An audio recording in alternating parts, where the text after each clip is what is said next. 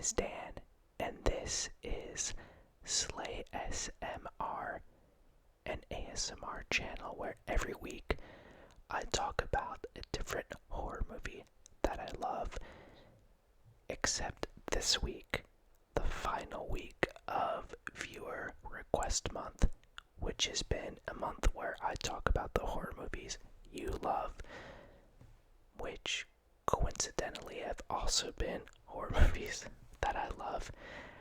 I've said it before, I think you all have really good taste, so thank you so much to everyone who has tuned in and made requests of their own. It really does mean a lot, and it's really fun just to see the show's audience growing and to interact with you all and find shared interest to get to talk about my favorite movies and your favorite movies, which seem to be usually the same thing, so thank you again. So, last week, as you know, we took a week off from viewer requests for Thanksgiving so I could whisper about the Addams Family values. We are back on viewer request month and we have our final request for November. Here it is. This comes from Sarfiaholic. I hope I'm saying that right. Let me know if I'm not. Sarfiaholic says, "Loving your content so far. Thank you. Hope to see some Nightmare on Elm Street or Child's Play videos from you sometime in the future.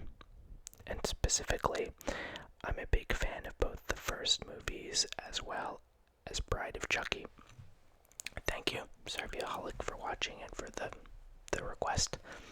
So for today, I thought about doing Bride of Chucky. I thought it might be really fun to start off with a sequel similar to how I did with Addams Family. But then I thought about it, and I love the Child's Play series. I actually think it's one of the most coherent, articulate, strongest horror series out there. And I'll get into why in just a little bit. So I thought to myself, I know I'm going to do all of these movies at some point, and I actually haven't seen Cult of Chucky, the most recent one. So I thought it might be fun to go through and watch all of them from the beginning so I could eventually see Cult of Chucky. And because of that, I decided just to start with the OG, the original, the 1988 Child's Play, the one that started it all. So yeah, apologies if you wanted to hear about Bride of Chucky. I promise I'll get to it eventually. I think I'm going to get to all of the Child's Play movies eventually. So let's start at the beginning. I also haven't seen the, I guess it was a remake, right? The one that came out last year. I don't think it was tied to any of the original series. Yeah, so I need to watch that as well. So this, to me, was a good reason to start at the beginning of the series and work my way through all of it. So today, we're going to talk about Child's Play, 1988. When I was little, this was another one of those horror series that I heard so much about before I saw it. I feel like Friday the 13th, Nightmare on Elm Street, and Child's Play were the franchises I heard most about on the playground, and I think it's because by that point most of them had a lot of sequels, and they just have very iconic villains that I think are appealing to kids. I actually didn't hear so much about Halloween on the playground because I don't think Michael Myers as a personality is maybe quite as appealing to younger kids, whereas Jason and Freddy and Chucky, the villainous doll, possessed doll from Child's Play, they're all very extra. They have a lot of color about them. You could say that Jason Voorhees, like Michael Myers, doesn't talk, but I think between the hockey mask and how crazy that franchise gets with Jason Goes to Hell and Jason X and all that, he's definitely bigger and louder than Michael Myers, even though he's also nonverbal. And in the case of Freddy and Chucky, I think because they make these jokes, and when you think about what they are, this essentially a dream demon and a possessed little doll, I think those are really highfalutin concepts that are going to appeal to kids, right? Chucky especially because of the doll angle. So many kids grew up playing with My Buddy and all these, for lack of a better word, companion toys. These toys that weren't just meant to be something for you to play with, but something meant to keep you company and be a confidant. And in Child's Play, of course, that gets turned on its head. The idea of Cabbage Patch Kids and My Buddy and all that, it gets turned on its head with the Good Guy doll, which is a doll that can, talk and be a friend to any lonely kid out there. Unless, of course, it is possessed by a criminal serial killer via Haitian voodoo. That's the central conceit of this movie, right? Charles Lee Ray, played by Brad Dourif, gets cornered in a Chicago toy store and shot by the police, and right before he dies, he utters this voodoo incantation that allows him to transplant his soul into the soul of one of the Good Guy dolls, which he's just toppled into a mountain of them. And thus he becomes Chucky, also voiced by Dourif, and befriends Andy Barclay, a lonely kid living in Chicago, and eventually wants to possess him so he can live forever. And of course, murderous hijinks ensue. I should be paid to write these kinds of summaries, right? That pretty much sums up the movie. So even saying that out loud, it sounds silly, right? It sounds like it should be this completely campy, goofy movie that doesn't work. And Child's Play cannot be further from the truth. This series does eventually get into comedy, and I think it really works when it does. I think it gets into comedy right at the right time in the series. But in this first film, everything is played very soberly, with a very straight face. And that could backfire also, right? If you play something so goofy, so sincerely, it can easily become so bad it's good, or unintentionally bad. And that doesn't happen here. And I credit that a lot to Don Mancini, one of the screenwriters on this one, who went on to write every single Child's Play movie, and I think directed the past few. I've never met Don Mancini or talked to Don Mancini, but for my money, he has such a keen eye for genre and for world building that the Child's Play series just remains so consistent throughout, even as it changes.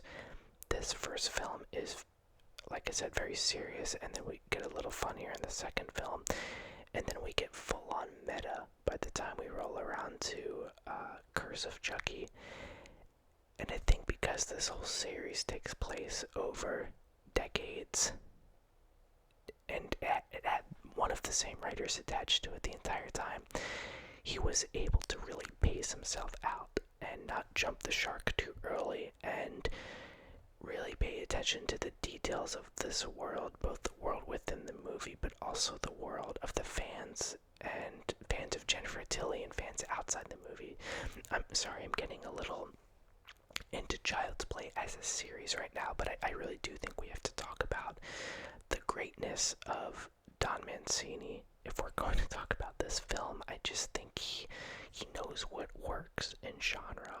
And I don't know if he wrote this with the other screenwriters with the intent of making a series someday, but I think he knew to keep it simple right out the bat. And we should say the other screenwriters' names. I don't want to act like they didn't do anything, but it's Don Mancini, John Lafia, and Tom Holland who directed this. Tom Holland also a genre master, in my opinion.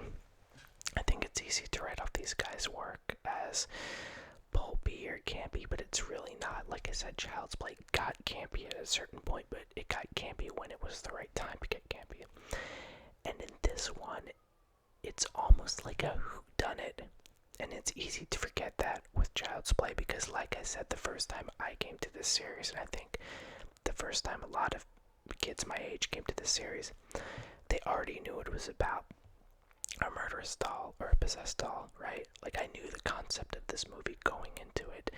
I had seen the poster of Child's Play 2, I think it is, where Chucky Chucky's about to cut the head off the Jack in the Box, and it says, "Sorry, Jack, Chucky's back." So I knew what the gimmick was. It didn't take away from my enjoyment of the movie, but I knew what I was getting into as soon as I pressed play. But I always like to think, what was this experience like for people who saw this movie in theaters before they knew it would have sequels, before they knew it would be this long-running, successful franchise?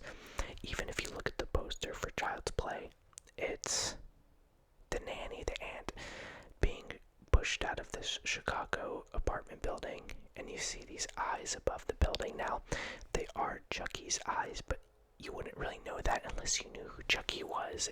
I'm just looking at it right now. It could easily just be the eyes of a serial killer. And people forget this. The movie, I'd say for about the first 45 minutes, the first half of it, it's not confirmed that Chucky is the killer. They plant some really nice seeds to misdirect you in the beginning of the movie, because Andy, the little boy, is so lonely and obsessed with the good guys. He has the good guys' pajamas, he has the good guys' clothes, so he's already dressing like Chucky. We know he's a lonely kid with some problems, so we plant that idea, right, that he is someone who has the potential to be dangerous under the right or the wrong circumstances. Apologies, there's a train in the background. I'm actually recording this video during the day, and usually I do it at night, so it's not quite as noisy, but because of holiday plans, I had to switch things around, so you're hearing this train in the background. And, I could just stop and do a fancy edit here, but I'm not going to. Maybe you think the sound of trains is soothing. Maybe not. Maybe I'll do a terror train for SLAYsmr at some point. That would make a good January one. I feel like that's a very cold horror movie. Speaking of which, we're about to go into Christmas-themed horror movies next month, and I think Child's Play is actually a good transition because they never say specifically that it takes place during Christmas, but it's definitely cold out. We see snow on the ground when Charles Lee Ray gets killed in the beginning. We see this paper Christmas tree. I think it's a Christmas tree behind him, like a cutout. So although they never say it, this is definitely a winter horror movie. So I think it's a good segue into our proper Christmas horror movies. Anyway, I got sidetracked by the train. As I was saying, the movie in the first half, it really does lead you to believe that Andy could be the one behind his nanny getting killed. He could be the one behind Charles Lee Ray's accomplice Eddie being blown up in this house. He's there, he's at the scene. He, for everything everyone knows, is the one controlling Chucky. And I just think we don't talk a lot about that when we discuss Child's Play, because Chucky becomes such the focus of the movie in the second half, and throughout the whole series he's obviously the big bad and sort of the hero, kind of, in some of the later ones. And for good reason, right? I mean, like I said, the series knows how to unroll all of that. They know how to stack all of that. And Brad Dourif's performance as Chucky truly is iconic. He has such a sneering voice. But in this one, he doesn't get as many one-liners as in the later movies. And like I said, that's because in the first half of this movie, it is a murder mystery just as much as it is a supernatural horror movie. It's not even a supernatural horror movie at that point, because I'd say the biggest supernatural hint we get up to that point is when Charles Lee Ray is uttering this voodoo prayer, and we see the ceiling crack open from this sort of storm. I mean, it's kind of obviously supernatural, but it doesn't necessarily confirm that it is Chucky who's committing all of these bad deeds. I think the movie on purpose only shows it in glimpses, so you're left wondering. And although maybe that's not the most effective choice when you're watching this movie after it's had this entire franchise, I think back in 1988 it was a really bold move, and it allows the film to become this kind of hybrid. The first half where you're wondering who the killer is, and you're following Chris Sarandon as this detective and his partner, and Andy Andy's mom trying to figure that out, and then the second movie where it very explicitly comes out and says, no, this is actually Killer Doll is doing this, and we need to figure out how to stop him. I think on SLAYsmr, we talk a lot about these films compared to modern horror films, which tend to be a little bit artsier, a little bit more ambiguous, and I can't say it enough, I do like ambiguity and metaphor in horror movies, but I do think sometimes we lean a little too much on metaphor and we purposely blur the lines between fact and fiction, or what's real in a horror movie and what's imagined by the characters, what is literal and what is a reflection of their emotional state. And I really just admire Child's Play and Don Mancini and Tom Holland and the rest of the writers for just confirming that yes, Chucky is a possessed doll whose heart is human, because the more that Charles Lee Ray's soul is in this doll, the more human the container of the doll becomes, the more human the shell of the doll becomes, and thus messes up any of Charles Lee Ray's plans for immortality. I love that as soon as we know Chucky is Chucky and is killing people, we get to see him have a completely straight-laced conversation with a voodoo priest, and we get to see him attack everyone in the movie unambiguously. Just a little dog crawling up from the backseat of the car and trying to strangle someone or stab someone. I think it takes real guts to do that in a movie and do it well. And let's talk about that reveal really quick when we find out, when the movie confirms that yes, Chucky has been doing all this. It's when Annie's mom looks in the package of the good guy dolls and she finds that it came with batteries, and then she opens Chucky's bag and discovers that he has not had batteries in him this whole time, so he should not have been able to talk or move or do any of the other things he's been doing. And then Chucky springs to life and curses at her and bites her, and it's such a good reveal. And I think part of that is because Chucky's voice, when we think he's just a toy, it's this very sweet sounding, very normal, my buddy type voice. And then when he comes to life and goes after Andy's mom, he is in full-on Brad Dourif mode, just violent and nasty. He really does sound like this criminal, and he's saying all these nasty slurs towards Andy's mom. There's just such a shift from good guy Chucky to bad guy Chucky that it's jarring. And I almost feel like, because there's this battery trick, I don't know if this was intentional, but as a viewer, I almost expect there to be one more beat between the batteries and Chucky coming to life. One other sequence maybe, but they just go for it. The battery thing happens and then Chucky is alive and we are off to the races for the rest of the movie. And we are suddenly not in a whodunit anymore. We are in full-on trilogy of terror, psycho killer doll territory, and it is quite fun. When I think about other horror movies that have these big shifts, From Dusk Till Dawn comes to mind. It can be really rewarding. I mean, you have to be careful that you don't want to switch gears so fast that the audience isn't along for the ride. But I think because they've been toying with the idea the whole time of the doll, that it does work. It's not ambiguous anymore, but all the seeds that have been planted so far are really coming to bear fruit. It's just toying with this idea the whole time, then it comes down on one side of the idea, one side of the argument that yes, this is supernatural. It just becomes so fun. I talked before about the scene where Chucky escapes and he goes to see the voodoo priest who Charles Lee Ray was in touch with before he died and got this spell from.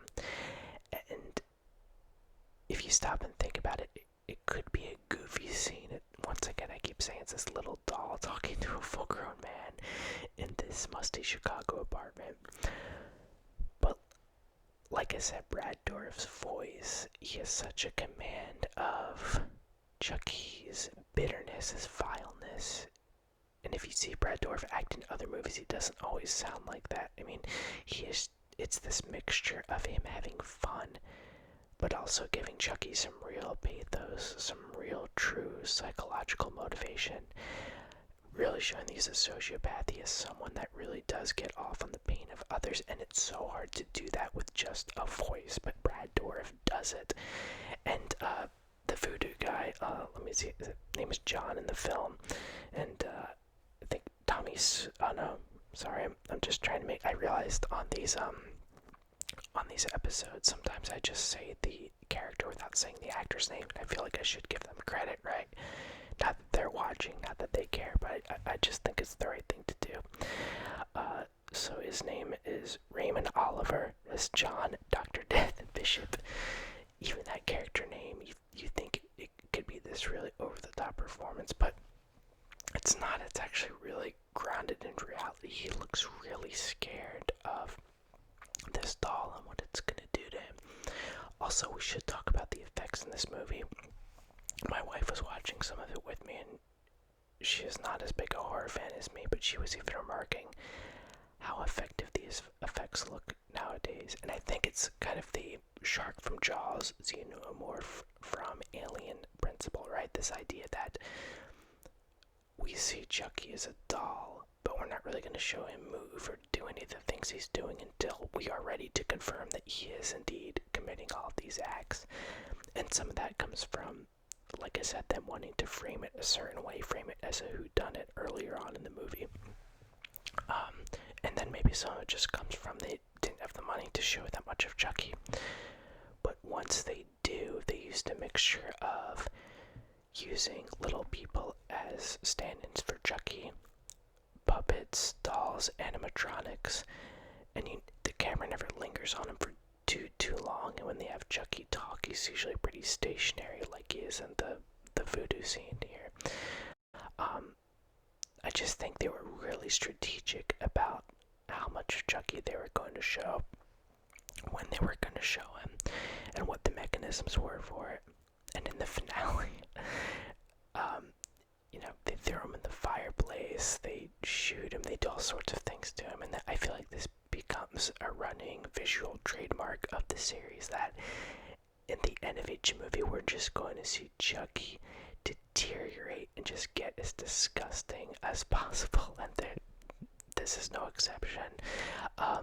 Once he's burned up, they give him all this leaking fluid out of his face. I don't know, I'm always grossed out by burnt, charred exteriors giving way to putrid liquid inside. I think that is just so disgusting.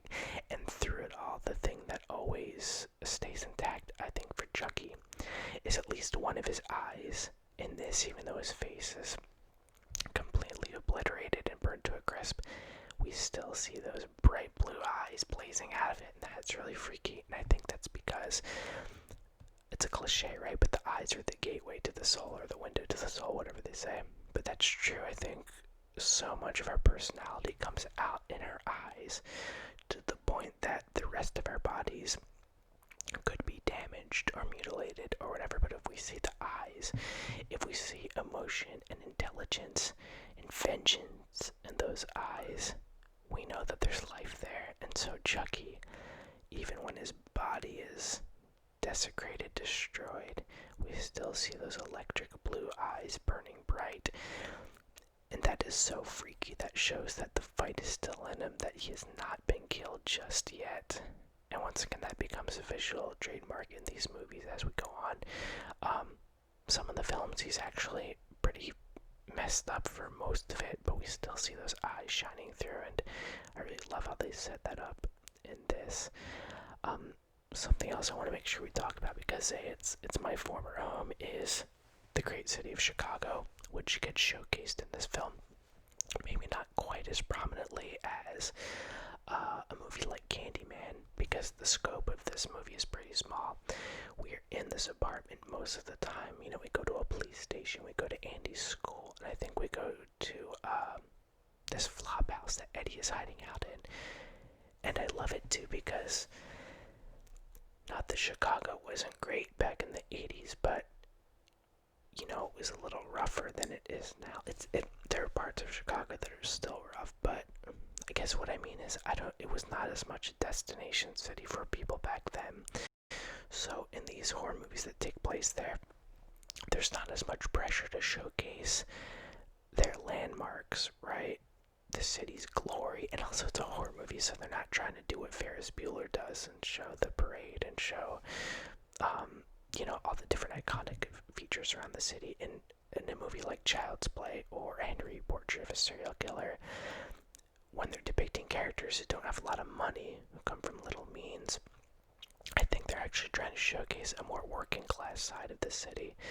I have gone by the apartment where Child's Play takes place. I had a friend who actually used to live right over there, in that sort of center of the city, almost Lincoln Park area. But then a lot of the rest of the film, a lot of the train stations we see, the flop house, the toy store, they're a little bit further south. So not in the most famous area of Chicago. The movie, I think, is more just concerned with realism rather than showing Buckingham Fountain or the Sears Tower or whatever it is. And once it gets in winter, the time that no one likes to go to Chicago in, right? So we're seeing these kind of freestanding, abandoned houses in the middle of the snow, which, if you lived in Chicago, that's a very Chicago thing too. Everyone who's lived there has walked by the kind of site as that flop house at some point in their lives there.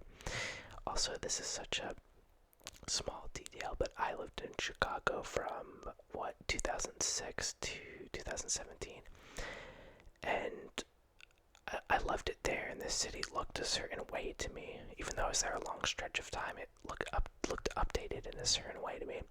So I love watching horror movies where we see trains and buses that don't look like the trains and buses when I was there.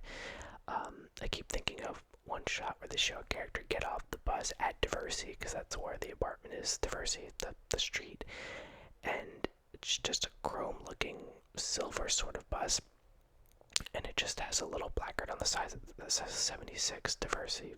I think it's 76, the Diversity bus. Whereas when I was there, it was these big accordion buses with digital marquees on the side that said the route, like any bus in any American city. So it's such a small thing, but I really do get a kick out of seeing what the city used to look like in the years before I actually moved there. It makes me feel both connected to it, but also feels like a time capsule in its own way. Before we end, I've got to talk about Alex Vincent as Andy Barclay. We talked about Chucky. Andy is kind of he's the hero of the series, right? Even though he's played by a different actor at certain points. Alex Vincent does come back toward the end of the series. We get a spoiler alert, for real spoiler alert. I'll give you a second. Okay, I'm gonna talk about Curse of Chucky. We get this great reveal at the end of Curse of Chucky of Alex Vincent as Andy, and even as an adult, he projects an expression of worry and fear that is so subtle yet so effective, and he does it as a little kid too. Andy is not especially precocious or cute or witty like a lot of these little kids are in these movies. He's very pensive and moody and wary of everything. You see fear in his eyes all the time, which does two things. Like I said, it sets us up for the fact that he could be the killer even though he's not. And two, it just makes him a really good surrogate for the audience. It just really makes us believe all the horrible things he's experiencing. And we see that in the very final shot of this movie. Even though Chucky is supposedly dead, in quotes, they're walking out and the adults are all kind of happy about it. Andy looks back and the look on his face just lets us know that even if Chucky is dead, which he's not, but even if he is, Andy's going to have to deal with a lot of psychological stress from all of this. The look in his face lets us know that whether Chucky's around or not, the battle is not done for Andy. He has to live with this for the rest of his life, and if Chucky is still alive, and he is, Andy is going to have to deal with it again someday, which he does in many of the excellent sequels that we will cover on this very ASMR channel. That is Child's Play from 1988. Love this movie. I'm really excited to revisit the series, and finish the series and then eventually talk about the other films in the new year.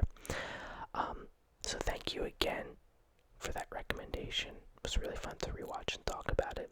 Go back to my home of Chicago for a little bit.